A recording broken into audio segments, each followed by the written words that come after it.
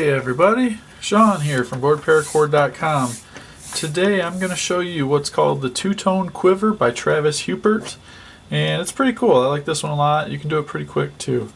I've got one of my sleeve buckles here, and I've got 8 feet of red and 8 feet of Tar Heel blue.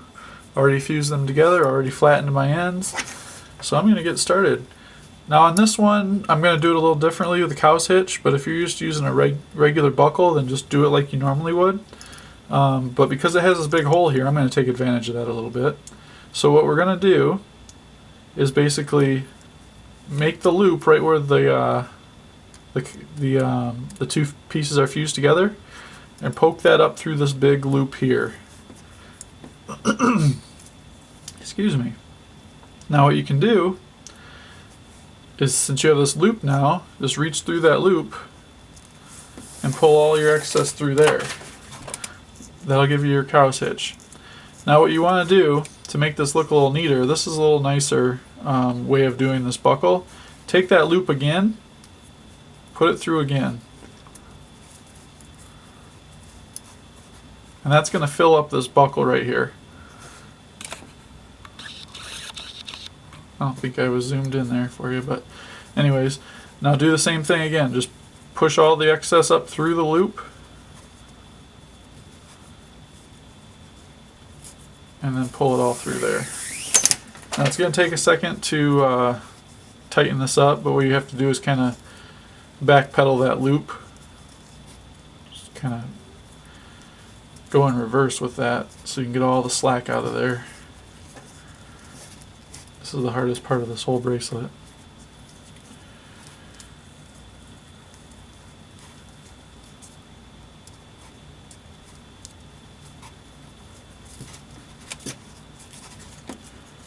Alright, well, for the sake of this video, actually that doesn't look too bad. Gives you a really nice looking cow's hitch down there, fills that buckle up. Flip the buckle over, pull all the excess through your finger so that you don't have any twisting going on, and then we're going to come up through the bottom of the buckle. These buckles are flat, so if you're doing a design that has a really cool backside, these are good buckles to use.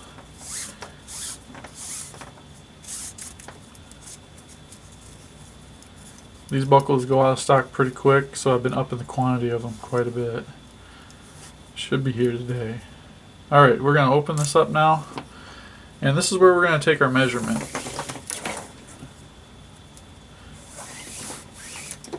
So, if you're doing an 8-inch bracelet, basically what you're going to do is come right to the end of this, and then go down to this first ledge, right where my fingernail is.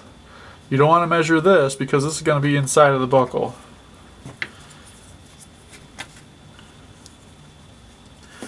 And for this bracelet, get this twist out of here so that it lays flat. There we go. For this bracelet, what I want to do is I actually want each color to come off to their own side. So I'm going to do a little different this way, or this time. I'm going to take my right cord. Let me zoom in on this so you can see what I'm doing. Take my right cord, go behind the first cord, and then up through that loop. So that basically all this cord is doing is coming up through the buckle and then looping around the center cord, and you're going to create a knot doing it this way. And the reason I do that is because I want this cord to come off to the right. And we just do the same thing. Create a loop, take your left cord underneath the center strand, and then go down through that loop there.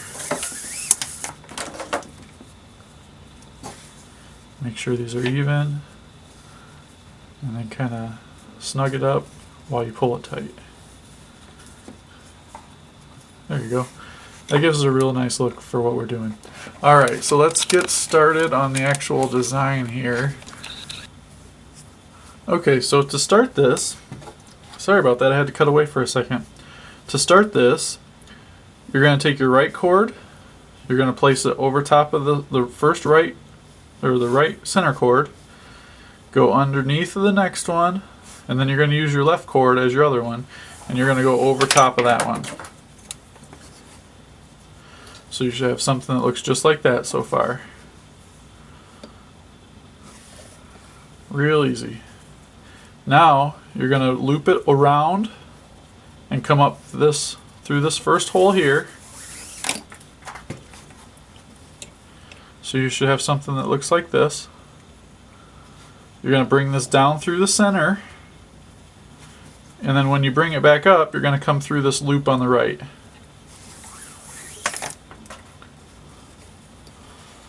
So let me just lay this out for you so you can see where these strands are going. Once you figure this out, this is a real easy bracelet to make. Alright, I'm going to zoom back out a little bit. There we go.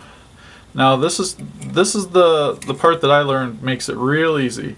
So you take the 3 center strands that you were just working around, you hold on to them, pull them nice and tight, and then you push everything up, all the way up, and kind of pinch right underneath of it.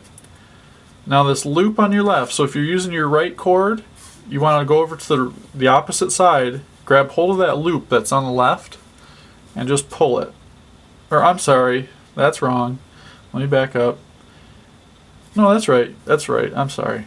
If you're working with the right cord, go to the left side, pull that loop nice and tight. Basically what you're doing is you're pulling this loop here nice and snug. So get that nice and snug. And then you can grab your working end and just pull that loop tight. You don't want to pull it too tight because you don't want it to twist this red piece. If you pull it too tight, it's going to end up kinking that red piece. Alright, so now you're going to do the exact same thing but with the left side. So go over, under, over.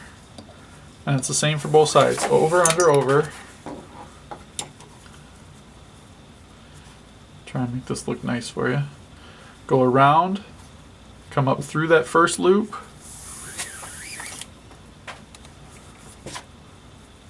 Okay, so you're going around that first loop, or you're going around this first strand here, coming up through the loop. Now you go down through the center, around, and up through the loop on the left. And we're going to take all 3 strands that we were working around in your hand, push everything up, grab the opposite side loop. You want to pull that nice and tight. There we go. Push everything up again, and then we just pull that slack out of the right side and snug everything up. Now the first few that you do, those are going to be your practice. If they don't look right, just go back and redo them, not too hard. Alright, let's do the right side now.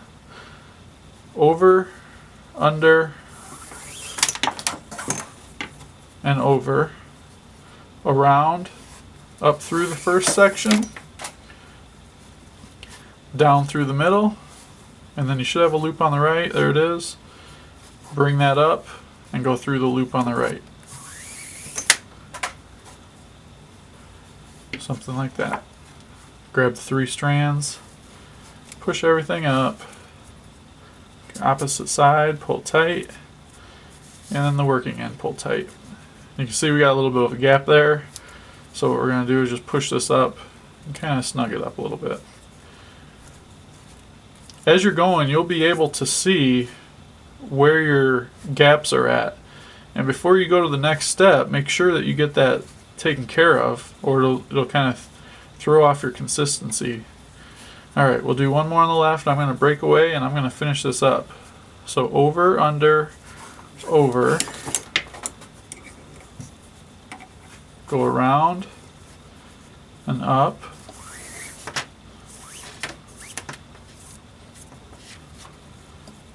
take it down through the center and then through the loop on the left. Just like that.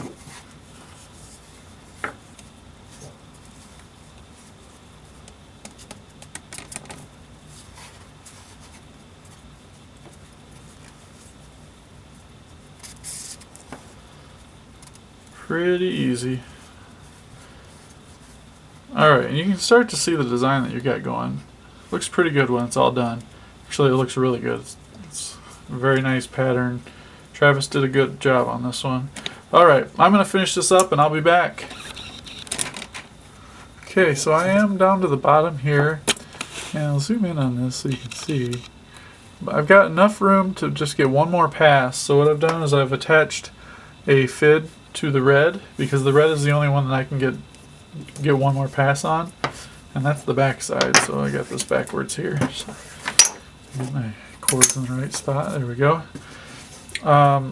So the first step is just to go down through the center, create that loop on the left. So you're going over, under, and then over, under, and through.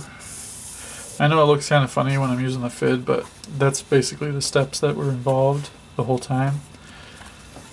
Alright, now it did get a little harder as you go down to keep everything tight and straight, especially with this extra cord over here that you got to keep down to the side. But it can be done. It's not too bad. This one's turned out to be one of my favorite so far. And I'm just going to pull some of the slack down so that it fills in the gap down at the end of the bracelet. It doesn't really affect the pattern too much because you're not really opening it up a whole lot. But now we're down to the bottom here. And what I'm going to do is I'm going to cut my blue here, and I'm going to cut my red here. This hole that the red is coming up through isn't the ideal hole that I would like it to, because it's a little bigger than normal. So I'm going to cut this back a little bit further than I normally would, so I have more to melt down into it. So let me get this fid off of here so I don't lose it. Just twist it right off, and then we're going to get these cut. So cut this one about right there. I got about 1.5 feet, maybe 2 feet left. Started out with 8 feet. This is a pretty big bracelet. I don't know, I would say that would fit me pretty easily. I would say that's an 8-inch bracelet pretty easily. I don't know where my tape measure is, or I would measure it for you. Alright, so let's get this guy melted. Well, that's interesting. Don't know what that is. Yesterday I did a video. I emptied one of these. There it goes. Alright. Just gonna melt this down. Kinda hard to melt this when you can't see the flame. And we'll call that good. And I'm just gonna push that down in there. There we go. That's plenty good. That's not gonna slip back through there. Not at all. Alright, we'll get this side cut. Again, got about 2 feet left over on that side.